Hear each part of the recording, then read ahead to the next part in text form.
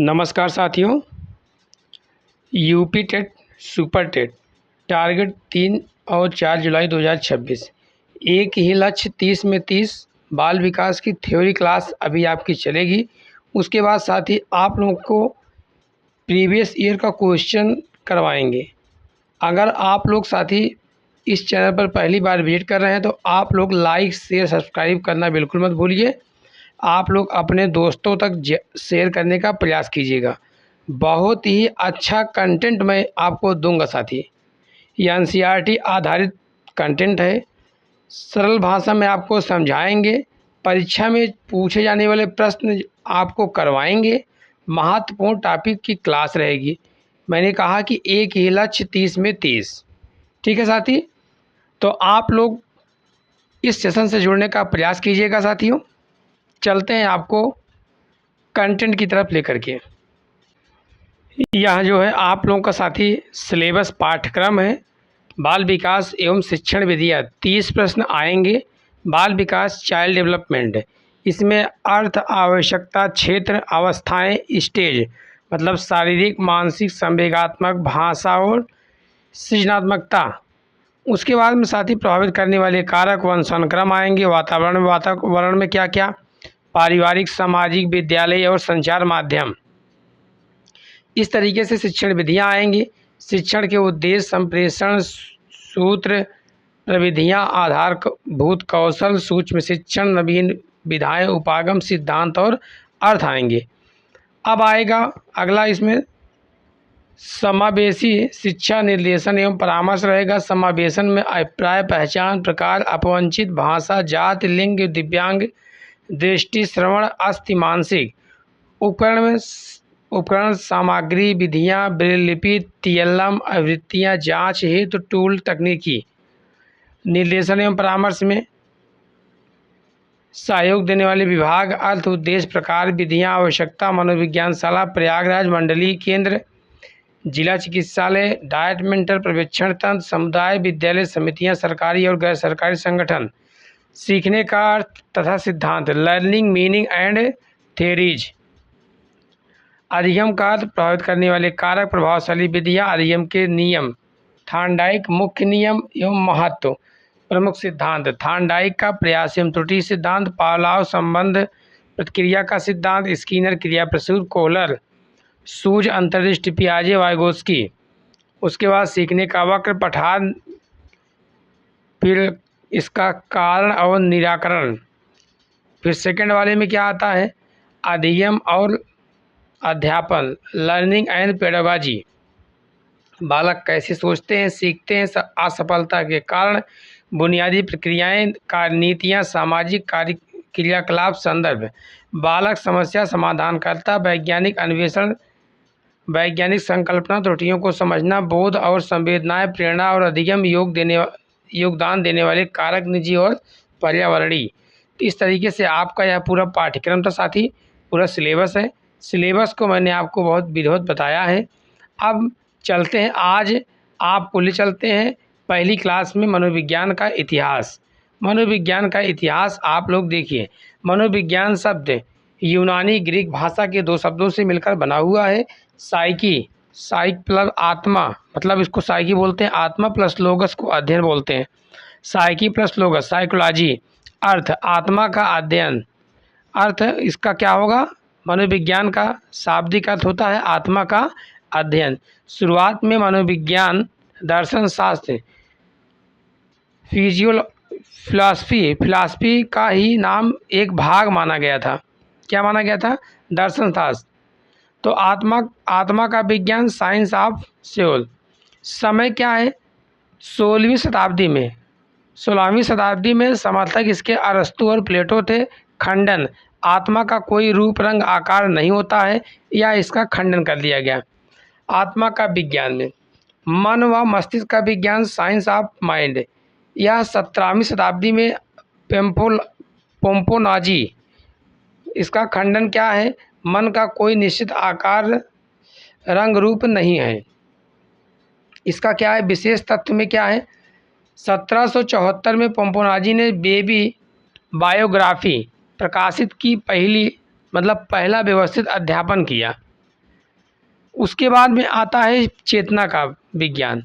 चेतना का विज्ञान 19वीं शताब्दी में चेतन मन, कॉन्शियस, समर्थक इसके थे कौन? विलियम वुड, विलियम जेम्स और टिशनर। चेतन और अर्धचेतन मन। तो चेतना का विज्ञान कब आया, इसका समय कब था? 19वीं शताब्दी में। समर्थक कौन थे? विलियम वुड और विलियम जेम्स टिशनर थे। खंडन कौन कौन किया इसका? विलियम मैकडूगल की पुस्तक आउटलाइन ऑफ साइकोलॉजी में कहा चेतना एक बहुत बुरा शब्द है। चेतना एक बहुत बुरा शब्द है। तो इसका विशेष बिंदु क्या आया साथी? उस समय मनोविज्ञान का क्षेत्र निश्चित नहीं था। मनोविज्ञान का क्षेत्र क्या था? निश्चित नहीं था। अचेतन मन की बात नहीं की गई। मैकडूगल ने आउटलाइन ऑफ साइकोलॉजी में चेतना की आलोचना की है। क्या की है? आलोचना की है चेतना की। उसके बाद में आता है मनोविज्ञान व्यवहार का विज्ञान, साइंस ऑफ बिहेवियर। समय 20वीं शताब्दी से अब तक इसके समर्थक जेबी वाटसन थे, स्किनर, पावलोव, थॉर्नडाइक थे। सबसे सटीक भाषा इसकी परिभाषा थी, सबसे सटीक परिभाषा क्या थी? वुडवर्थ का कथन था स्टेटमेंट। वुडवर्थ का स्टेटमेंट, मनोविज्ञान ने पहले अपनी आत्मा, फिर मन व मस्तिष्क व चेतना को छोड़ा और वह अब जो है व्यवहार को अपनाए हुए हैं। तो इस तरीके से यह जो है वुडवर्थ का स्टेटमेंट था। मनोविज्ञान व्यवहार का विज्ञान है। उसके बाद में चेतना का विज्ञान, मन का व मस्तिष्क का विज्ञान, आत्मा का विज्ञान। पहले आत्मा का विज्ञान आया, फिर मन का विज्ञान, फिर चेतना का विज्ञान, उसके बाद में मनोविज्ञान व्यवहार का विज्ञान। फिर आइए मनोविज्ञान के संप्रदाय, स्कूल ऑफ साइकोलॉजी। संरचनावाद, यह मनोविज्ञान का पहला संप्रदाय फर्स्ट स्कूल ऑफ साइकोलॉजी की शुरुआत 1892 में कार्नेल यूनिवर्सिटी, इसे विलियम बिंट के शिष्य टिशनर ने शुरू किया था। विधि, अंतर निरीक्षण करके चेतना का विश्लेषण करना। मान्यता, चेतना का स्वरूप सभी का अलग अलग होता है। प्रकारवाद में क्या है? मुख्य विचार, चेतना किस तरह कार्य करती है और आपका मन वातावरण के साथ कैसे समायोजन एडजस्टमेंट करता है। इसके समर्थक विलियम जेम्स, जॉन डीवी और एंजल थे। उसके बाद में आता है व्यवहारवाद। 1913 में जॉन बी वाटसन मतलब जेबी वाटसन। मुख्य विचार, केवल व्यवहार का ही वस्तुनिष्ठ अध्ययन किया जा सकता है। वाटसन का कहना है, तुम मुझे दर्जन भर बच्चे दो, मैं उसे चोर, सिपाही, डॉक्टर, वकील, इंजीनियर कुछ भी बना सकता हूँ। तो किसी भी स्थिति में कैसा व्यवहार करता है? समर्थक वाटसन, स्किनर, मन, क्रो मतलब क्रो एंड क्रो। हेरिडिटी, वंशानुक्रम से ज़्यादा इन्वायरमेंट, वातावरण आपके व्यवहार को प्रभावित करता है। मनोविश्लेषणवाद, इसके संस्थापक सिगमंड फ्रायड हैं। मुख्य विचार, व्यक्ति के असमान व्यवहार का कारण अचेतन मन, अनकॉन्शियस माइंड होता है। अचेतन मन के अध्ययन की विधियाँ क्या है? सम्मोहन है, मुक्त साहचर्य विधि है, स्वप्न व्याख्या है। बुक क्या है इनका? Interpretation of dream, Sigmund Freud की किताब है। उसके बाद में आता है मानवतावाद। मानवतावाद में क्या होता साथी? समर्थक कार्ल रोजर्स हैं, अब्राहम मैस्लो। मुख्य विचार इनके थे, प्रत्येक व्यक्ति को सेल्फ आत्म सिद्धि का मौका मिले, प्रत्येक व्यक्ति खुशहाल जीवन व्यतीत करे, मतलब उसको कोई बाउंडेशन ना हो, अपने इच्छा अनुसार अपनी आज़ादी से वह अपना जीवन व्यतीत करे। गेस्टाल्ट मनोविज्ञान, इसकी शुरुआत 1912 में संस्थापक मैक्स वर्दिमर, सह संस्थापक कोहलर कोप्फा कोर्ट लेविन। गेस्टाल्ट एक जर्मन शब्द जिसका अर्थ होता है समग्र। क्या होता है? जिसका अर्थ होता है समग्र या होल, संपूर्ण, मतलब इम्पॉर्टेंट यह है। संज्ञानवाद में कॉग्निटिव, समर्थक ब्रूनर जॉन मिलर। मुख्य विचार, इसमें मानसिक क्रिया, मेंटल प्रोसेस का अध्ययन किया जाता है। आप कैसे सोचते हो, समझते हो, याद करते हो या समस्या का समाधान कैसे करते हो, इस तरीके से इसमें क्या होता है? संज्ञानवाद मतलब कॉग्निटिव। इसके समर्थक ब्रूनर और जॉन मिलर हैं। It says mind is like a computer, या दिमाग को कंप्यूटर की तरह मानता है, यह जो है संज्ञानवाद है। रचनावादी निर्मितवाद, बच्चे सक्रिय होते हैं, एक्टिव रह कर के अपने ज्ञान का निर्माण स्वयं करते हैं। समर्थक वाइगोत्स्की, सामाजिक रचनावाद पियाजे, मनोविज्ञान के क्षेत्र, साइकोलॉजी डोमेन, इसके क्षेत्र